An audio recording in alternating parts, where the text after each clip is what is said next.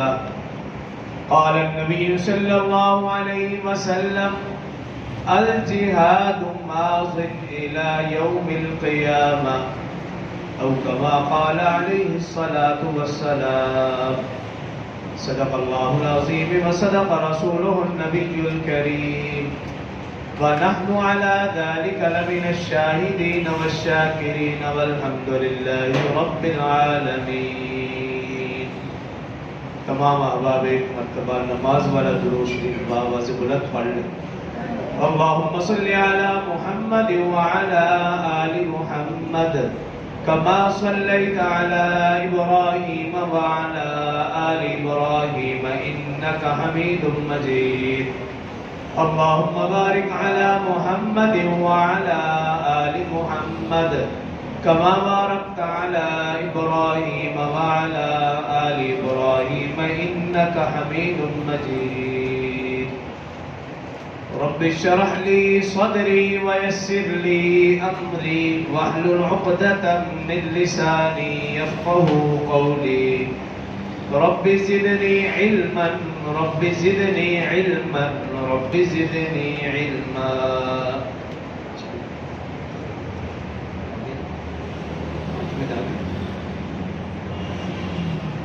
میرے انتہائی واجب الاحترام برادران اسلام، دوستوں، بزرگوں، بھائیوں، اسلامی مہینوں کے اعتبار سے یہ شوال المکرم کا مہینہ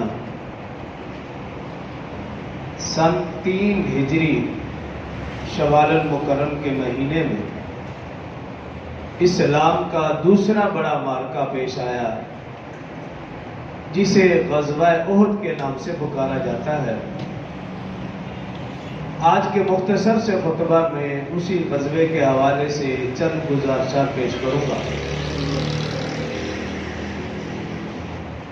محترم سامعین، بنی الاسلام علی 5 مشہور حدیث کے دین اسلام کی بنیاد 5 چیزوں پر ہے: کلمہ، نماز، روزہ، زکوٰۃ، حج. لیکن جہاد کے متعلق رسول اللہ صلی اللہ علیہ وسلم نے ارشاد فرمایا کہ جہاد اسلام کی روح ہے. یوں سمجھیے، کلمہ، نماز، روزہ، زکوٰۃ، حج یہ ایک جسم ہے، اور اس جسم کا نام اسلام ہے، دین اسلام. اس دین اسلام کی روح، اس جسم کی روح وہ جہاد ہے. اور روح اور جسم کا آپس میں کیسا تعلق، یہ آپ اچھی طرح جانتے ہیں. اگر روح کا کنیکشن جسم سے ختم ہو جائے تو وہ ایک ڈیڈ باڈی ہے، مردہ جسم ہے، کسی کام کا نہیں. تو اگر میں اور آپ جہاد کے بغیر زندگی گزار رہے ہیں تو یہ دین اسلام ہمارے ہاں ایک ڈیڈ باڈی ہے. یہ رسول اللہ صلی اللہ علیہ وسلم کا فرمان ہے. اور ایک اور حدیث میں فرمایا کہ جہاد کو یوں سمجھو جیسے اونٹ کی کوہان سب سے بلند. جب تک جہاد ہوگا اسلام بھی بلند، مسلمان بھی بلند. جب جہاد ختم، اسلام بھی مغلوب اور مسلمان بھی مغلوب.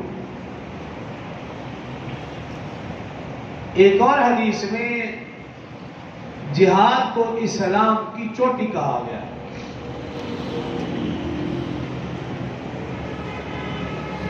اور جو آیات مبارکہ جو میں نے آپ کے سامنے تلاوت کی، اس میں اللہ رب العزت نے ارشاد فرمایا: کتب علیکم القتال.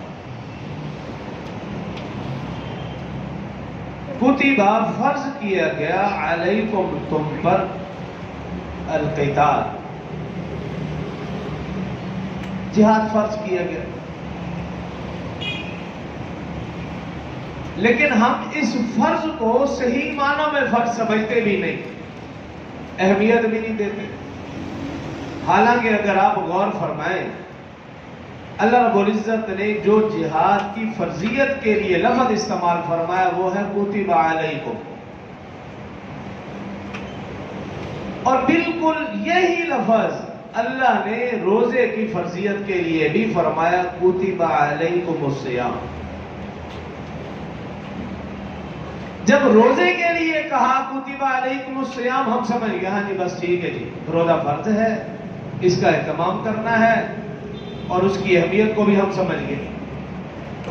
لیکن بعینہ وہی لفظ اللہ نے جہاد کے لیے بولا تب ہم نہیں سمجھتے، اہمیت بھی نہیں دیتے، اہتمام بھی نہیں کرتے، حالانکہ لفظ ایک ہے. جو روزے کے لیے فرمایا کتب علیکم الصیام، بالکل وہی لفظ اللہ نے جہاد کے لیے فرمایا کتب علیکم القتال. بالکل ایک لفظ ہے، ادھر بھی کتب علیکم ادھر بھی کتب علیکم. اور ہم جو جہاد کو فرض سمجھتے ہیں یا جو اہمیت دیتے ہیں وہ ہمارے سامنے ہے. اور پھر اللہ رب العزت نے یہ بھی نہیں کہا کتب علیکم الجہاد، یہ نہیں کہا، کیونکہ اللہ پاک کو معلوم ہے یہ جو آنے والی قوم ہے نا یہ ڈنڈی مارے گی، یہ اپنی روزی کمانے کو بھی جہاد سمجھتے ہیں، تعلیم کو بھی جہاد، تبلیغ کو بھی جہاد. ڈاکٹر ہے وہ سمجھتے میں تو جہاد کر رہا ہوں، عوام ہے وہ اپنے ہر عمل کو جہاد قرار دیتے، حکمران ہے وہ بھی کبھی کرونا کے خلاف کبھی ڈینگی کے خلاف. اس لیے اللہ نے کتب علیکم الجہاد کہا بھی نہیں، کیونکہ اللہ کو تو معلوم تھا یہ قوم کیسی ہے. فرمایا کتب علیکم القتال، جہاد کا لفظ بھی نہیں بولا کہ تم پر فرض ہے، لیکن قتال فرض ہے، قتل کرنا فرض ہے کہ جس میں دو رائے ہے ہی نہیں، اور قتل میدان جنگ کے سوا ہو ہی نہیں سکتا. اور کیوں قتل کریں؟ قرآن میں 9واں سپارہ سورہ انفال آخری صفحہ فرمایا وَقَاتِلُوهُمْ حَتَّى لَا تَكُونَ فِتْنَةٌ، ان کافروں کو قتل کرو تاکہ فتنہ ختم ہو جائے، یہ سارا کے سارے کفار فتنہ ہے. وَيَكُونَ الدِّينُ كُلُّهُ لِلَّهِ، اور دین سارا کا سارا اللہ کا ہو جائے. کیوں؟ وَدِينَ الْحَقِّ لِيُظْهِرَهُ عَلَى الدِّينِ كُلِّهِ، دین آیا ہی غالب ہونے کے لیے ہے. جال حق وزحق الباطل، دین تو آیا ہی غالب ہونے کے لیے ہے، حق آیا ہی غالب ہونے کے لیے اور باطل آیا ہی مغلوب ہونے کے لیے. تو اللہ پاک نے قرآن پاک میں جا بجا جہاد کی فرضیت کا حکم دیا، ترغیب دی، شوق دلایا. اور جو دوسری آیت مبارکہ میں نے تلاوت کی اس میں اللہ رب العزت نے فرمایا یا ایھا النبی حرض المؤمنین علی القتال. یا ایھا النبی، اے نبی صلی اللہ علیہ وسلم، حرض، شوق دلاؤ، ابھارو، ترغیب دو، تیار کرو. اب حیران ہوں گے حرض کا لفظ اللہ نے قرآن میں نماز کے لیے نہیں فرمایا، زکوٰۃ کے لیے نہیں فرمایا، روزے کے لیے نہیں فرمایا، حج کے لیے نہیں فرمایا کہ اے نبی ان کو نماز کے لیے ابھارو، شوق دلاؤ، تیار کرو، نہیں کہا.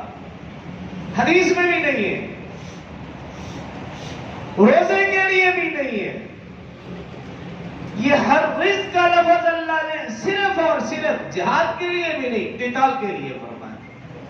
یا ایھا النبی حرض المؤمنین علی القتال، اے نبی ایمان والوں کو قتال کے لیے، قتل کرنے کے لیے، جنگ کے لیے ان کو ابھارو، شوق دلاؤ، ترغیب دلاؤ، ان کو تیار کرو، جذبہ دلاؤ.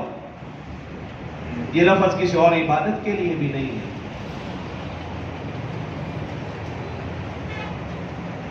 اور پھر جو پہلی آیت مبارکہ پڑھی ہے کتب علیکم القتال، آگے اللہ نے کیا فرمایا کہ تم پر قتال فرض تو ہے، وَهُوَ كُرْهٌ لَكُمْ، اگرچہ وہ تمہیں ناپسند لگے. جان ہتھیلی پر رکھنا کوئی آسان کام؟ اس لیے اللہ نے پہلے ہی کہا ہے فرض، اگرچہ وہ تمہیں ناپسند لگے لیکن ہے فرض۔ اور آگے جو بات ارشاد فرمائی وَعَسَىٰ أَن تَكْرَهُوا شَيْئًا وَهُوَ خَيْرٌ لَكُمْ، ہو سکتا ہے جو چیز تمہیں ناپسند ہو، ناگوار ہو، مشقت میں ڈالتی ہو، اللہ نے اس میں تمہارے لیے بہتری رکھی ہو۔ اور آگے کیا فرمایا وَعَسَىٰ أَن تُحِبُّوا شَيْئًا وَهُوَ شَرٌّ لَكُمْ، ہو سکتا ہے جس چیز میں تمہیں محبت ہو، جو چیز تمہیں اچھی لگتی ہو، شَرٌّ لَكُمْ، ہو سکتا ہے اس میں تمہارے لیے بہتری نہ ہو۔ وَاللَّهُ يَعْلَمُ وَأَنْتُمْ لَا تَعْلَمُونَ، اللہ جانتا ہے تم نہیں جانتے۔ ایسے عجیب عجیب لفظ اللہ نے استعمال فرمایا۔ اللہ تو جانتے ہماری طبیعت اور واقع میں کہ جہاد ہے تو فرض لیکن تمہیں اچھا نہیں لگے گا، اور ہو سکتا ہے جو چیز تمہیں اچھی نہ لگتی ہو اللہ نے اس میں بہتری رکھی ہو، اور جو چیز تمہیں اچھی لگتی ہو سکتا ہے اس میں تمہارے لیے بہتری نہ ہو۔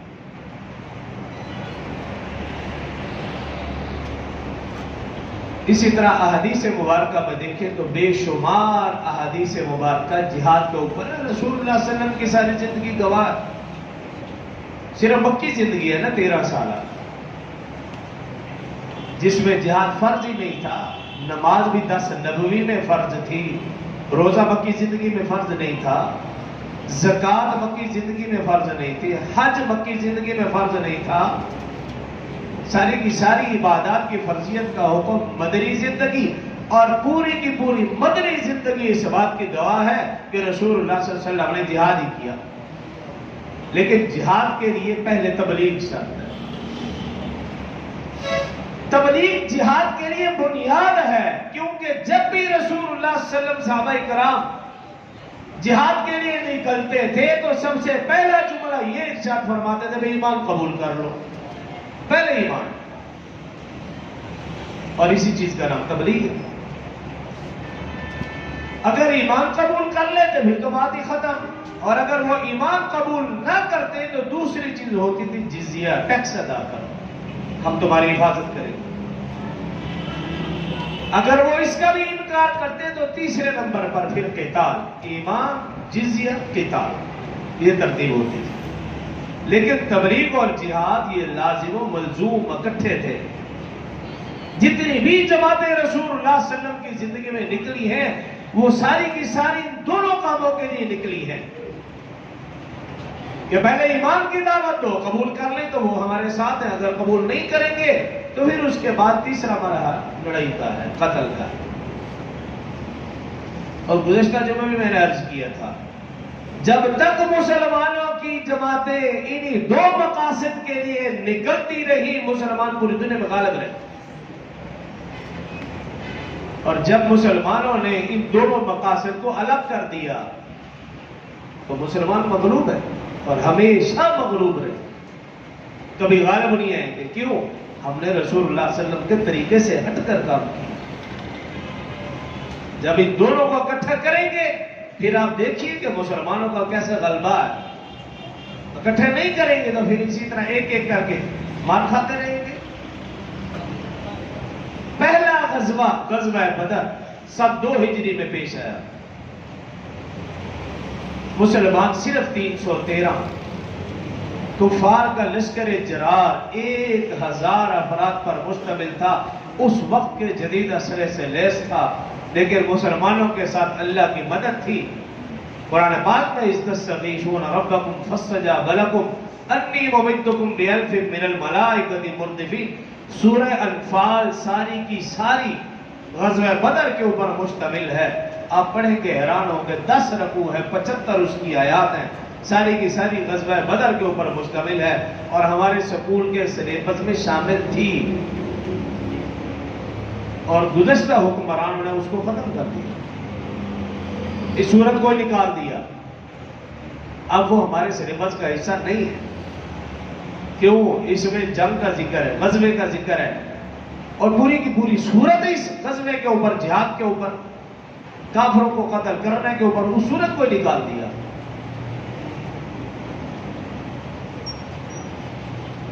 غزوہ بدر میں کافروں کے چوٹی کے 70 سردار قتل ہوئے. قرآن کہہ رہا وَيَقْطَعُ دَابِرَ الْكَافِرِينَ. کافروں کی جڑیں کاٹ دی گئی. اور جب غزوہ بدر مسلمانوں کو فتح و نصرت، کفار کو شکست فاش ہوئی، کفار کے دلوں میں انتقام کی آگ جل رہی ہے. ابو سفیان جنہوں نے اسلام قبول نہیں کیا تھا، اس نے یہ اعلان کر رکھا تھا جب تک میں بدلہ نہ لوں اپنی بیوی کے پاس نہیں جاؤں گا، سر میں تیل نہیں ڈالوں گا. مشرکین مکہ نے میٹنگ کی اور اس میں فیصلہ کیا کہ جو ابو سفیان تجارتی سامان لے کر آیا ہے ملک شام سے، اس کا سارا منافع اگلی جنگ کے لیے جمع کیا جائے، اس سے اسلحہ خریدا جائے. 50,000 دینار رقم جمع.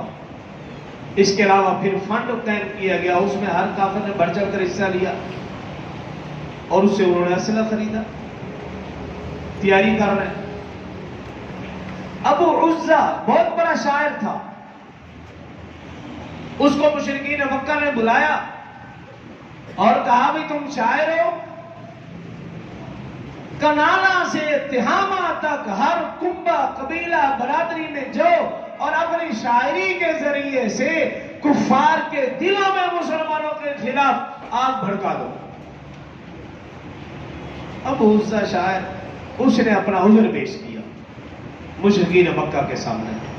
عذر کیا پیش کیا؟ کہا بھی دیکھو غزوہ بدر میں قیدی ہوا، رسول اللہ صلی اللہ علیہ وسلم خدمت میں حاضر ہوا، آپ نے فدیہ مانگا، رہائی کے بدلے میں میرے پاس فدیہ نہیں تھا، پیسے نہیں، رقم نہیں تھی. میں نے رسول اللہ صلی اللہ علیہ وسلم سے درخواست کی تھی کہ آپ رحمت للعالمین ہیں، مجھ پر کرم فرمائیں، رحم فرمائیں. میں کثیر الاولاد ہوں، میرے چھوٹے چھوٹے بچے ہیں، میرے پاس کچھ بھی نہیں. اب اپنے رحم کی اپیل کی. اس ابو عزہ شاعر نے رسول اللہ صلی اللہ علیہ وسلم نے جب اس کے یہ الفاظ سنے، رحم کی اپیل کے، تو کہا بھی تمہیں معافی ہے لیکن شرط ہے، تم آج کے بعد مسلمانوں کے خلاف استعمال نہیں ہوں گے. اس نے وعدہ کیا، رسول اللہ صلی اللہ علیہ وسلم نے بغیر فدیہ کے اسے معاف کر دیا. بڑا متاثر ہوا. اب جب مشرکین نے اسے بلایا اور اسے کہا بھئی تم مسلمانوں کے خلاف اپنے شعروں کے ذریعے سے، اشعار کے ذریعے سے مسلمانوں کے خلاف نفرت، آگ بھڑکا دو، تو اس نے اپنا عذر پیش کیا. تو مشرکین مکہ نے کہا کہ تمہارا عذر قبول نہیں، تم بھی اپنی جان سے ہاتھ دھو بیٹھو گے، بہتر یہی ہے کہ یہ ہماری پیشکش قبول کر لو. ان کے مشرکین مکہ کے جال میں پھنس گیا ابو عزہ. پھر اس نے کنانا سے تہامہ تک ایسے ایسے اشعار پیش کیے کہ مشرکین مکہ کا ہر فرد بدر کے انتقام کا زخم چاٹ رہا ہے. ہر کنبے میں گیا، ہر قبیلے، ہر برادری، ہر شخص کے پاس گیا اور اپنے اشعار کے ذریعے سے ان کو ابھارا. اور دوسری طرف جبیر بن مطعم، اس کا چچا اور ہندا کا باپ عتبہ، غزوہ بدر میں حضرت حمزہ رضی اللہ عنہ کے ہاتھوں قتل ہوا. انہوں نے بھی اپنی پلاننگ شروع کر دی حضرت حمزہ رضی اللہ عنہ کو شہید کرنے کے لیے، اور اس کے لیے وحشی کو تیار کیا جو اس وقت ایمان نہیں لائے تھے. بعد میں اسلام قبول کیا. 3000 کا لشکر تیار ہو گیا.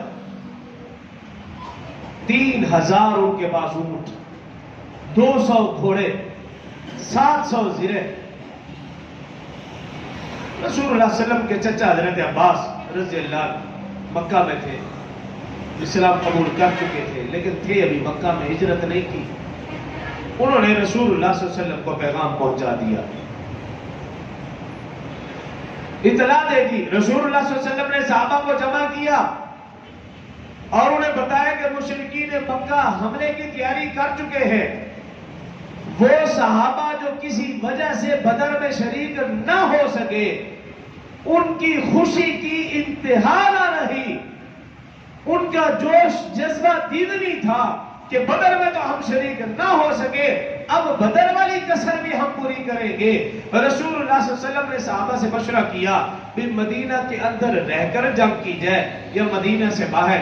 نوجوان صحابہ انہوں نے عرض کیا رسول اللہ صلی اللہ علیہ وسلم، قلعہ بند ہو کر لڑنا ہم اسے بزدلی سمجھتے ہیں، ہماری رائے اور مشورہ یہ ہے کہ ہم مدینہ سے باہر نکل کر میدان جنگ میں کافروں کے ساتھ مقابلہ کریں اور ان کے سامنے اپنی داد شجاعت دکھائیں۔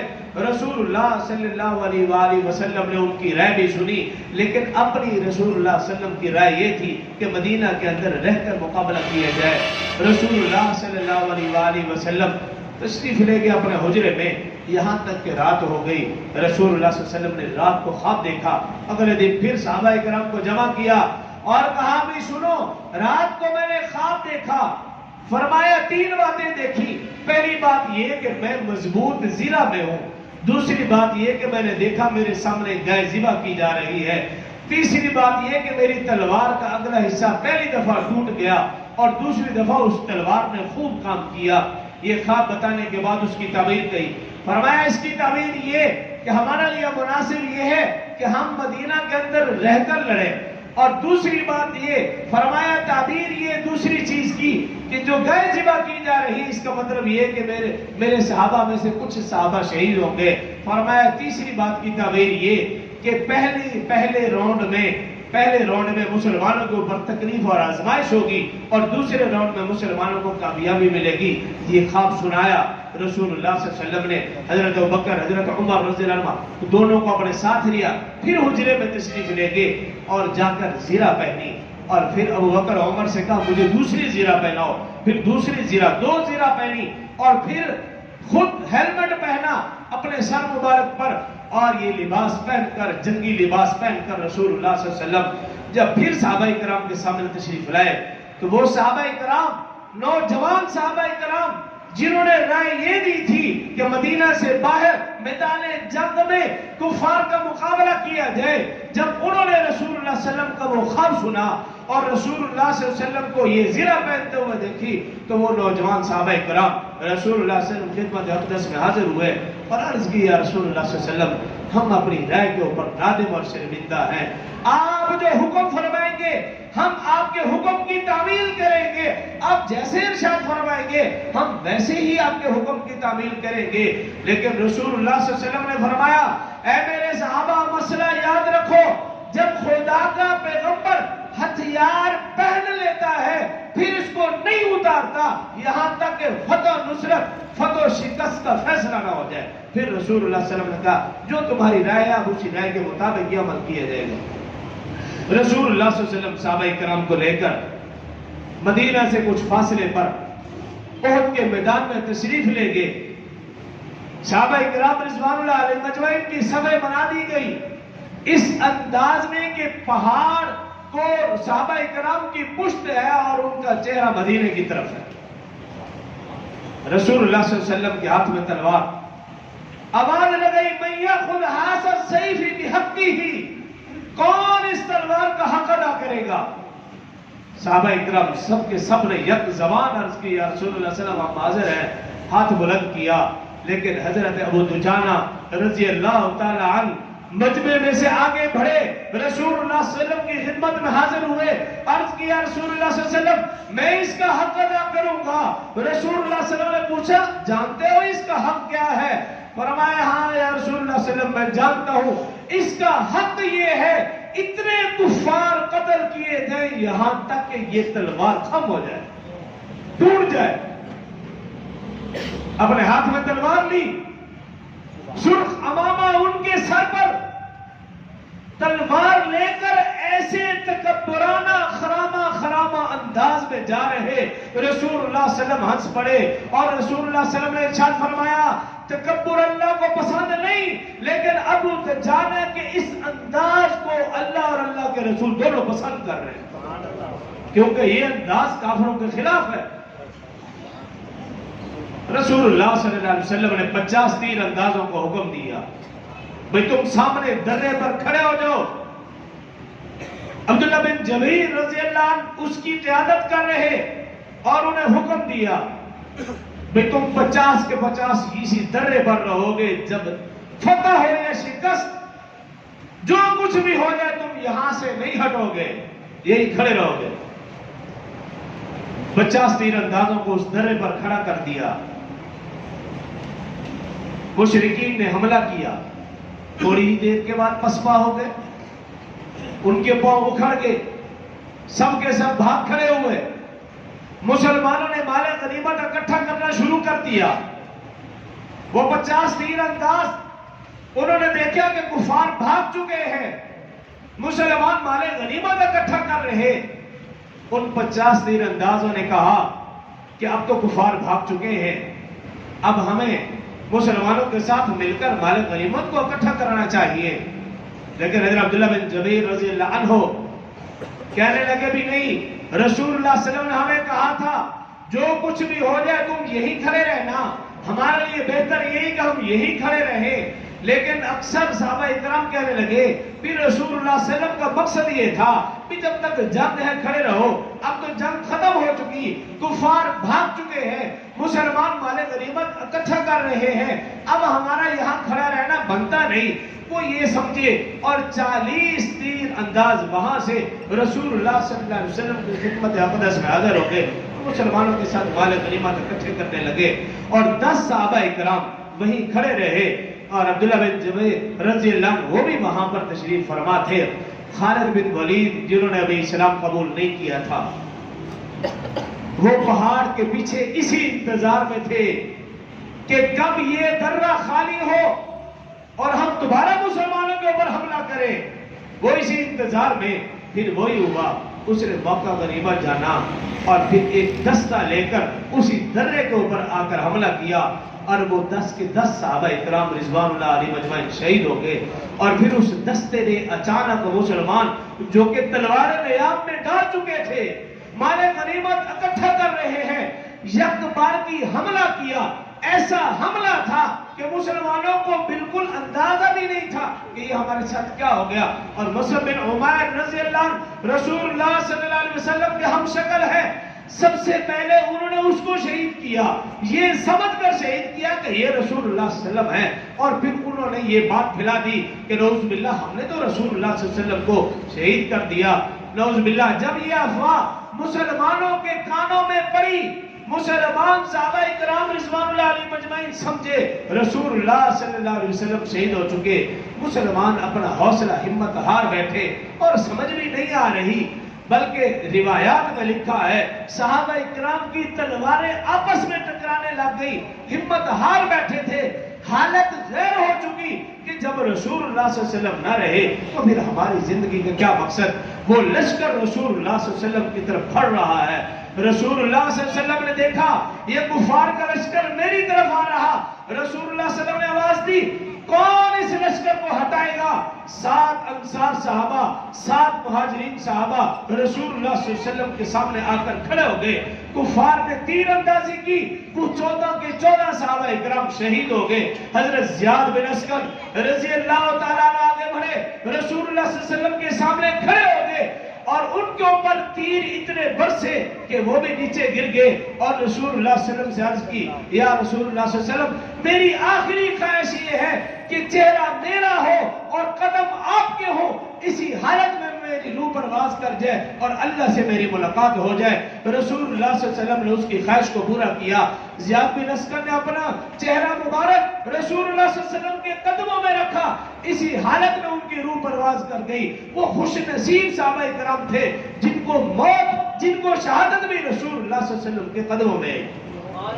وہ کفار کا لشکر مسلمانوں کی طرف بڑھ رہا ہے، رسول اللہ صلی اللہ علیہ وسلم نے پھر آواز دی، حضرت قتادہ رضی اللہ عنہ رسول اللہ صلی اللہ علیہ وسلم کے سامنے آ کر کھڑے ہو گئے، کفار نے تیر برسائے، آپ کی آنکھ باہر آ گئی، رسول اللہ صلی اللہ علیہ وسلم کی طرف منہ کیا، رسول اللہ صلی اللہ علیہ وسلم نے آنکھ پھر دوبارہ رکھ کر اپنا لعاب دہن لگا دیا۔ حضرت قتادہ رضی اللہ عنہ کہتے ہیں اس آنکھ میں زندگی بھر پھر مجھے کبھی درد اور کبھی تکلیف نہیں ہوئی۔ رسول اللہ صلی اللہ علیہ وسلم کی طرف لشکر بھاڑا، ایک بدبخت نے پتھر مارا، رسول اللہ صلی اللہ علیہ وسلم کے دندان مبارک زخمی ہوئے۔ ایک اور بدبخت تھا، اس نے رسول اللہ صلی اللہ علیہ وسلم پر حملہ کیا. آپ نے ہیلمٹ پہنا ہوا تھا, خود پہ رسول اللہ سے حملہ کیا تو اس ہیلمٹ میں سے, اس خود میں سے جو رسول اللہ صلی اللہ علیہ وسلم ٹوپی کے طور پر پہن رکھا تھا, اس میں سے کچھ لکڑیاں نکلی اور رسول اللہ صلی اللہ علیہ وسلم کے رخسار مبارک میں گھس گئی, خون نکلنے لگا. ایک صحابی آگے بڑھے, انہوں نے اپنا ہاتھ مبارک نیچے کیا, خون آیا اور اس کو پی لیا. رسول اللہ صلی اللہ علیہ وسلم نے فرمایا لن تمسک النار, تیرے جسم میں میرا خون جا چکا ہے, اب اس جسم کے اوپر جہنم کی آگ حرام ہے. یہ صحابہ اکرام کو رسول اللہ صلی اللہ علیہ وسلم سے محبت تھی. رسول اللہ صلی اللہ علیہ وسلم کو پیچھے لے جایا گیا. ایک گڑھا تھا, مشرکین نے کھود رکھا, اس گڑھے میں گر گئے. حضرت علی, حضرت طلحہ رضی اللہ عنہما دونوں نے سہارا دیا, رسول اللہ صلی اللہ علیہ وسلم کو اٹھا. روایات میں حضرت طلحہ رضی اللہ عنہ کو اس دن 40 زخم آئے, 40 تیر ان کے جسم پر پیوست ہوئے, لیکن انہوں نے رسول اللہ صلی اللہ علیہ وسلم کا بھرپور دفاع کیا. عرض کرنے کا مقصد یہ ہے کہ صحابہ اکرام رضوان اللہ علیہ مجمعین کی زندگیاں پڑھیں. جب بھی صحابہ اکرام کو دیکھنا ہو, پرکھنا ہو, جانچنا ہو, صرف قرآن سے, اس سے ہٹ کر. جس نے صحابہ اکرام کو قرآن سے ہٹ کر پرکھا, اس کا انجام وہی ہوا جو چند دن اپنے آپ کو کہنے والے مسلمان نے حضرت عثمان رضی اللہ عنہ کے شان میں گستاخی. اس طرح کے لوگ پھر اٹھتے رہیں گے. جس نے صحابہ اکرام کو قرآن کی نگاہ سے دیکھا وہ کامیاب و کامران ہوا. جس بدبخت نے صحابہ اکرام رضوان اللہ علیہ مجمعین کو قرآن سے ہٹ کر پرکھا, اس کی وجہ یہ ہے کہ جس نے صحابہ اکرام کو یہ سمجھا کہ یہ ہماری طرح ایک شخصیات ہیں, وہ گمراہ ہوئے. جس نے صحابہ اکرام کو قرآن کی شخصیات تصور کیا, وہ شخص دنیا اور آخرت میں کامیاب ہوا. جو کہا سنا اللہ مجھے اور آپ کا عمل کی توفیق دے. وآخر دعوانا